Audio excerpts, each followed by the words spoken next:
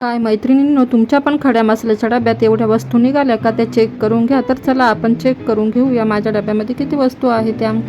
तर आपण सगळ्या मोजून घेऊ. तर पहिले आहे हे पान तमालपत्र 1, लवंग पान 2,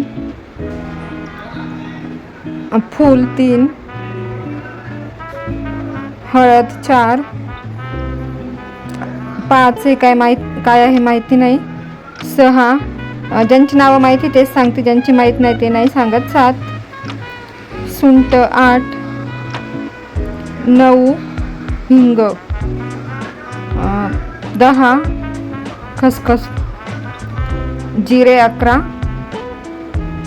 12 जायफळ, 13 मिरी, वेलची 14, बडीशेप 15, 16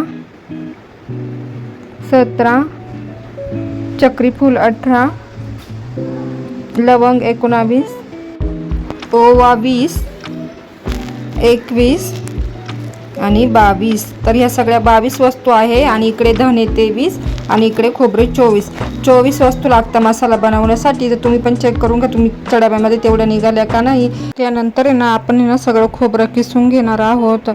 सगळं खोबरं मस्तपैकी किसून घ्यायचं आहे का, असं नाही डायरेक्ट भाजायचं, किसल्यानंतर आपल्याला भाजायचं आहे. गिरणीत पण असं दळून नाही देत, किसलेलंच खोबरं लागतं त्यांना. मग मी सगळं असं खोबरं आहे ना मस्त किसून घेतलं. हे माझं अर्धा किलो खोबरं आहे. मला मसाल्यात जास्त खोबरं टाकायचं आहे, त्यामुळे हे बघा सगळं किसून घेतलं. आणि नंतर टेरेसवर आली. टेरेसवर आहे ना मी मिरच्या वाळत घातलेल्या होत्या, वाळलेल्याच होत्या त्या, पण थोडंसं ऊन दाखवायचं होतं मला. मग मी टेरेसवर आली आणि घेऊन जायच्या होत्या. आता हे एकदम कडक वाळले आहे, मी सकाळी टाकल्या होत्या आणि दुपारचे 4 वाजलेले आहेत. मग म्हटलं सगळ्या मिरच्या मस्त गोळा करून घेऊन जाऊ. मसाल्याच्या वेगळ्या ठेवल्या आणि मिरची बनवायच्या वेगळ्या. मी मसाल्याच्या ना मिरच्या अशा एक नाही आणलेली बरं का, एक प्रकार, प्रत्येक प्रकार पावशर आणलेला आहे असा वेगळा वेगळा. हे बघा ह्या अशा मिरच्या 2 प्रकारच्या. नंतर खाली आले मिरच्या घेऊन आणि नंतर मग मसाला भाजायला घेतला. तर सगळ्यात आधी धनं भाजून घेतलं. हे पण अर्धा किलो धनं आहे. त्यानंतर सगळ्या पुढे असं एक फोडल्या, जिरं लवंग वगैरे मिरी वगैरे सगळं असं आहे ना भाजून घेतलं मस्त. थोडंसं तेल टाकून भाजायचं आहे आणि ना कमी गॅसवर भाजायचं. सगळ्यात महत्त्वाची गोष्ट हे सगळे ना कमी गॅसवर भाजायचं आहे, कारण त्याचा सुगंध पण टिकून राहतो आणि ना चांगलं पण भाजलं जातं. एकदम कमी गॅसवर सगळा मसाला भाजून घेतला, तो बाजूला काढला आणि त्यानंतर मिरची भाजायला घेतली. ही मिरची काश्मीरी मिरची आहे बरं का. ती काश्मीरी मिरची ना कलर खूप छान येतो त्यासाठी आणलेली आहे. तर काश्मीरी मिरची भाजली. नंतर नंदुरबार, जळगाव, फाफडा सगळ्या मी अशा मिक्स मिरच्या आणलेल्या आहे मसाल्याला. त्या सगळ्या मस्त असं भाजून घेतल्या, एकदम कमी गॅसवर भाजल्या सगळ्या, त्यामुळे ना खूप छान सुगंध पण येत होता घरभर मस्त. बघू शकता तुम्ही, बघा कमी गॅसवर मस्त भाजल्या. मिरच्या भाजून झाल्या, लगेच खोबरं भाजायला घेतलं. खोबरं पण मस्त असे ना ब्राऊन कलर येईपर्यंत भाजून घेतलं.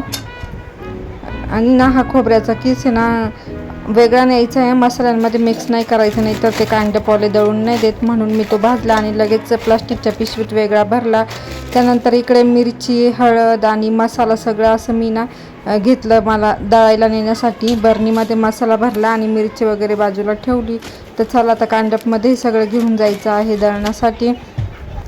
बघा किती छान दिसतंय ना. मस्त असं ना बरणी वगैरे पॅक केली आणि कांडपमध्ये गेले. सगळं असं पिशवीत घेतलं. मिरची, हळद, मसाला तिघी पण गोष्टी मला दळून आणायच्या होत्या कांडपमधून. हे बघा कांडपमध्ये आली आणि ना गर्दी पण खूप जास्त होती आणि 3 मशीन होती तिथं, तरी पण गर्दी जास्त होती. मग नंबर लावला. फायनली नंबर लागला आणि आपला मसाला दळून दिला त्यांनी. आणि हे बघा घरी आलो आपण. हा आपला मसाला, मिरची, हळद सगळं दळून आणलं आणि इतका छान कलर आलेला आहे. आता अंधार आहे त्यामुळे तुम्हाला व्यवस्थित दिसत नसेल. आणि मी भाजी पण करून बघितली, इतकी छान भाजी झालेली आहे. बस कधी तुम्ही पण या प्रमाणात मसाला करू शकता. लाईक करा, शेअर करा, सबस्क्राईब करा. Bye bye.